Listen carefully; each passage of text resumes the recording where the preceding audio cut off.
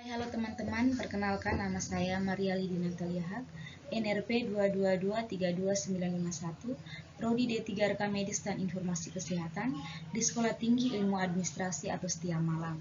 Di sini saya akan menjelaskan mengenai anatomi fisiologi sistem endokrin yang diampu oleh dosen pengampu Bapak Henry Didiharto, SCAP, NERS, MPD. Kelenjar dalam sistem endokrin, yang pertama hipotalamus, yang kedua pineal, yang ketiga hipofisis, yang keempat tiroid, yang kelima paratiroid, yang keenam timus, yang ketujuh adrenal, yang kedelapan pankreas, yang kesembilan ovarium, dan yang kesepuluh testis. Target organ meliputi kelenjar tiroid, kelenjar paratiroid, kelenjar timus, dan kelenjar adrenal atau suprarenal. Ini mekanisme endokrin dari sel endokrin di jalan darah, hormon, sel penerima, sel target. Kelenjar tiroid atau kelenjar gondok terletak di leher bagian depan sebelah bawah laring dan terdiri dari dua buah lobus.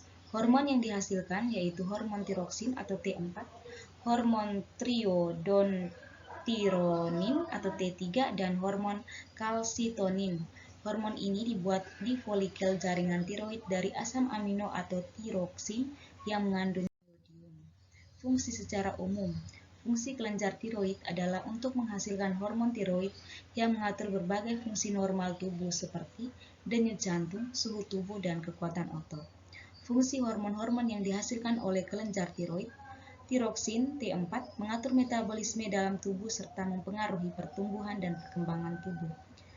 Yang kedua, triiodontironin atau T3 mengatur metabolisme, pertumbuhan, perkembangan, dan sistem saraf. Yang ketiga, kalsitonin menurunkan kadar kalsium dalam darah dengan cara mempercepat absorpsi kalsium oleh tulang. Regulasi hormon tiroid. Kelenjar tiroid dikontrol oleh hormon tropik atau TSH atau yang disekresikan oleh kelenjar hipofisis atau pituitari anterior. Sebaliknya, hormon tropik memberi makan ini sekresinya juga dikontrol sebagian oleh TRH yang disekresikan oleh hipotalamus. Hipersekresi hormon tiroksin, hipertiroidisme. Yang pertama, grave disease morbus Basedow. Ini gambarnya. Dan yang kedua, antibodi di dalam badan menyebabkan tiroid membesar dan mengeluarkan lebih hormon. Orang yang mengidap penyakit ini mengeluarkan hormon berlebihan. Yang ketiga, tiroiditis, tiroid bengkak. Yang keempat, toksis nodul goiter, terlalu banyak iodin di dalam makanan. Hiposekresi hormon tiroid atau hipotiroidisme, kretinisme atau kerdil terjadi pada masa anak-anak. Ciri-cirinya penderita tidak dapat mencapai pertumbuhan fisik dan mental yang normal. Kelenjar paratiroid atau kelenjar anak gondok terletak di dekat kelenjar tiroid atau kelenjar gondok, merupakan kelenjar hasil penimbangan hormon somatotroph atau hormon pertumbuhan. Strukturnya berjumlah 4 kelenjar kecil yang saling berdekatan dan terletak di belakang kelenjar tiroid. Organ targetnya tulang, ginjal, dan GI tract. Kelenjar paratiroid, hormon yang dihasilkan adalah PTH, parathormon yang berfungsi untuk mengatur konsentrasi ion kalsium dalam cairan ekstraseluler. Hormon paratiroid meningkatkan kalsium darah dengan cara merangsang reabsorpsi kalsium dan ginjal. Fungsi metabolisme kalsium dan fosfor, meningkatkan pelepasan kalsium dari tulang dan meningkatkan absorpsi kalsium Ca di GI tract. Hipersekresi hormon paratiroid, hiperparathormon, kelainan pada tulang seperti tulang rapuh, bentuk abnormal dan mudah patah. Kelebihan kalsium yang disekresikan dalam air seni berupa ion fosfat dapat menyebabkan batu ginjal.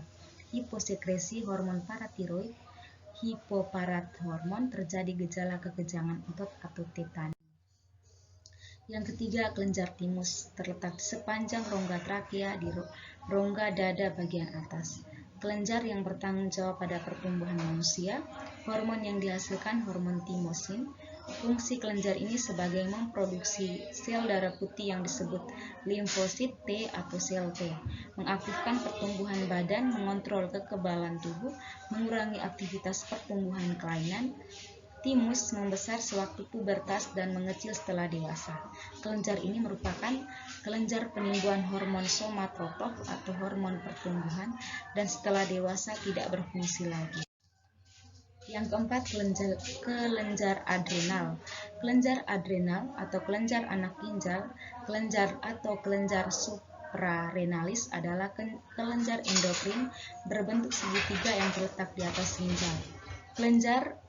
Kerja kelenjar adrenal ini diatur oleh kelenjar pituitari atau hipofisis, terdiri dari dua bagian utama, yaitu korteks adrenal bagian luar, medula adrenal bagian dalam.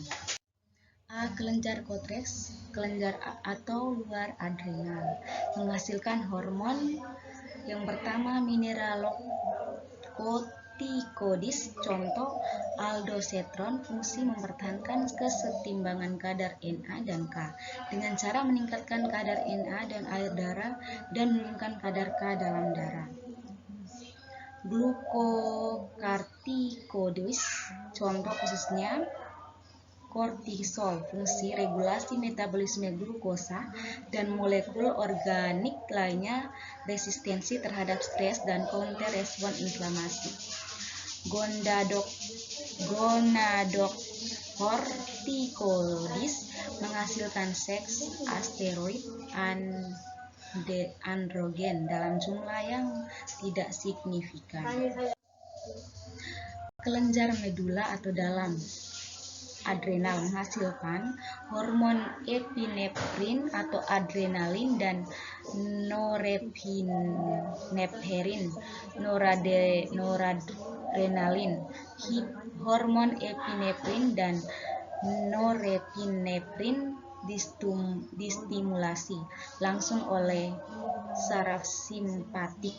Fungsinya, hormon epinefrin dan norepinefrin meningkatkan laju perobakan glikogen dalam hati dan otot rangka, meningkatkan pelepasan glukosa ke dalam darah, merangsang pembebasan asam lemak dari sel-sel lemak untuk energi sel, berpengaruh pada kerja sistem kardiovaskular, meningkatkan denyut dan volume darah, respirasi, melebarkan bronkiolus paru-paru. Produksi meningkat pada saat terjadi stres dengan cara meningkatkan debar jantung, kontraksi pembuluh darah pada kulit, kontraksi spleen, merubah glikogen menjadi glukosa, menurunkan produk enzim pada organ pencernaan, dan keringat. Hipersekresi hormon kelenjar adrenal, Cushing syndrome, penderita mengalami peningkatan tekanan darah dan gula darah akibat pengeluaran hormon kortisol yang berlebihan. Gejala yang ditunjukkan pada penderita Cushing syndrome ini antara lain lengan dan kaki tampak ramping, tetapi bagian tengah tubuh mengalami timbunan lemak, jaringan lemak yang meningkat di area pinggang, punggung, atas, antara bahu dan wajah sehingga wajah tampak bulat, pipi bengkak dan terdapat bercak merah. Streak mark merah atau ungu yang umumnya ditemukan pada perut, dekat ketiak dan di sekitar payudara dan paha. Jerawat, kulit tipis yang mudah memar. Pada wanita, siklus menstruasi menjadi tidak teratur, serta mengalami rambut wajah dan tubuh yang lebih tebal dari biasanya, sedangkan pada pria mengalami penurunan libido dan menurunnya kesuburan. Hiposekresi hormon kelenjar adrenal, Addison disease, gejalanya berupa hipoglikemia, kadar gula dalam darah menurun, gangguan pembentukan glukosa oleh jaringan gluconeogenesis, penurunan kadar glikogen di liver atau hati yang menjadi cadangan glukosa dalam tubuh. Sekian dan terima kasih video singkat dari saya, semoga bermanfaat.